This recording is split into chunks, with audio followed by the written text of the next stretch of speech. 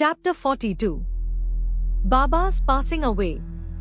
Previous indication, averting death of Ramchandra Dada Patil and Tatya Kote Patil, charity to Lakshmibai Shinde, last moment.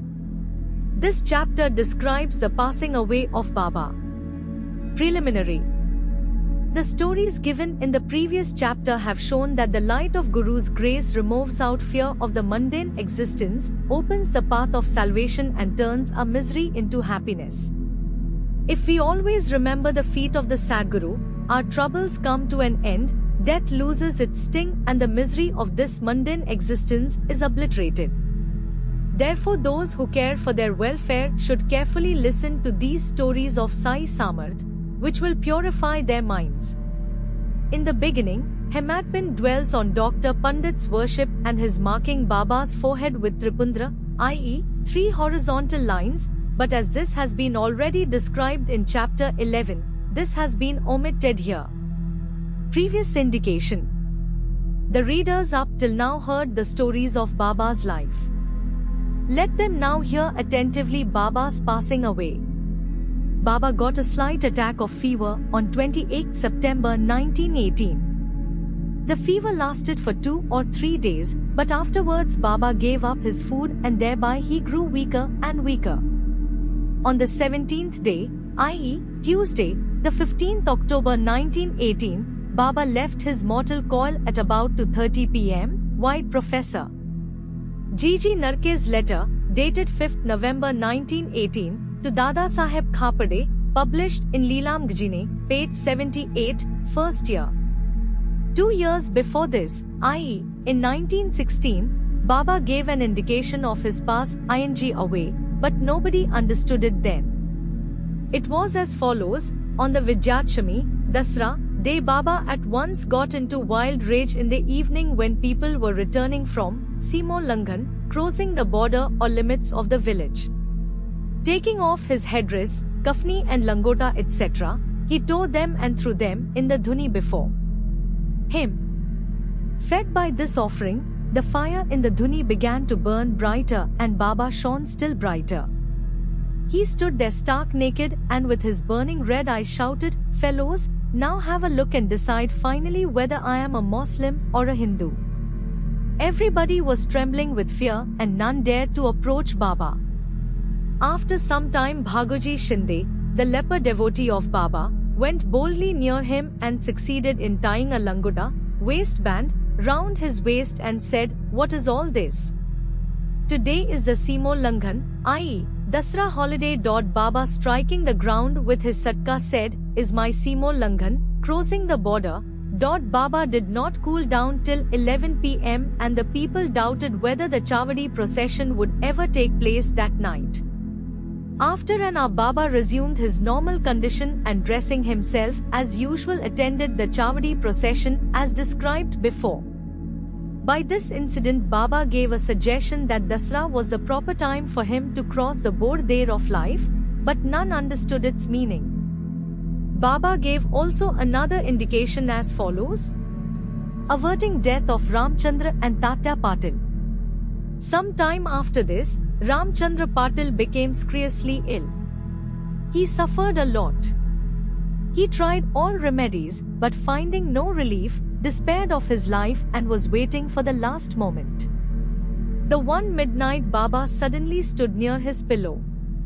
Patil held his feet and said, "Have lost all hopes of life, please. Tell me definitely when I shall die." Merciful Baba said, "Be anxious, your Hundi, death warrant, has been withdrawn and you will soon recover, but I am afraid of Tatya Patil. He will pass away on Vijayachami of Shaka 1840, 1918 AD. Do not divulge this to anybody, nor to him, for he will be terribly frightened." Ramchandra Dada got well, but he felt nervous about Tatya's life, for he knew that Baba's word was unalterable, and that Tatya would breathe his last within 2 years. He kept this hint secret, told it to none but one Bala Shimpi, a tailor. Only these 2 persons, Ramchandra Dada and Bala Shimpi, were in fear and suspense regarding Tatya's life. Ramchandra Dada soon left his bed and was on his legs. Time passed quickly. The month of Bhadrapad of Shaka 1840, 1918 AD was ending and Ashwin was in sight. True to Baba's word, Tatya fell sick and was bedridden, and so he could not come for Baba's darshana. Baba was also down with fever. Tatya had full faith in Baba and Baba in Lord Hari, who was his protector. Tatya's illness began to grow from bad to worse and he could not move at all but always remembered Baba. The predicament of Baba began to grow equally worse. The day predicted, i.e., Vijayachmi, was impending and both Ramchandra Dada and Bala Shimpi were terribly frightened about Tatya and with their bodies trembling and perspiring with fear, thought that, as predicted by Baba, Tatya's end was nigh. Vijayachmi dawned and Tatya's pulse began to beat very slow and he was expected to pass away shortly. But a curious thing happened. Tatya remained, his death was averted and Baba passed away in his stead. It seemed as if there was an exchange. People said that Baba gave up his life for Tatya. Why he did so? He alone knows, as his ways are inscrutable. It seems, however, that in this incident, Baba gave a hint of his passing away, substituting Tatya's name for his own. Next morning, 16th October, Baba appeared to Das Ganu at Pandharpur in his dream and said to him, "Masjid collapsed, all the almen and grocers of Shirdi teased me a lot, so I leave the place. I therefore came to inform you here, please go there quickly and cover me with bhakkal, flowers." Das Ganu got the information also from Shirdi with his disciples and started bhajan and kirtan and sang the Lord's name all through the day before Baba's samadhi. Himself weaving a beautiful garland of flowers studded with Lord Hari's name, he placed it on Baba's samadhi and gave a mass feeding in Baba's name. Charity to Lakshmi Bai. Dasra or Vijayachmi is regarded by all the Hindus as the most auspicious time, and it is befitting that Baba should choose this time for his crossing the borderline. He was ailing some days before this, but he was ever conscious internally. Just before the last movement he sat up erect without anybody's aid, and looked better. People thought that the danger had passed off and he was getting well. He knew that he was to pass away soon and therefore, he wanted to give some money as charity to Lakshmi Bai Shinde, Baba pervading all creatures. This Lakshmi Bai Shinde was a good and well-to-do woman. She was working in the masjid day and night. Except Bhagat Mahal Sapte, Tatya and Lakshmi Bai, none was allowed to step in the masjid at night.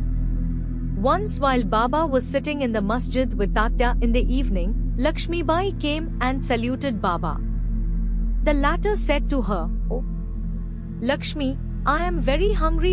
Off she went saying, "Wait a bit, I return immediately with bread." She did return with bread and vegetables and placed the same before Baba. He took it up and gave it to a dog. Lakshmi Bai then asked, "Is this, Baba?" "I ran in haste, prepared bread with my own hands for you and you threw it to a dog without eating a morsel of it. You gave me trouble unnecessarily." Baba replied, "Do you grieve for nothing? The appeasement of the dog's hunger is the same as mine. The dog has got a soul. The creatures may be different, but the hunger of all is the same, though some speak and others are dumb. Know for certain that he who feeds the hungry really serves me with food. Regard this as an axiomatic truth. This is an ordinary incident, but Baba thereby propounded a great spiritual truth and showed its practical application in daily life without hurting anybody's feelings. From this time onward, Lakshmi Bai began to offer him daily bread and milk with love and devotine. Baba accepted and ate it appreciatingly.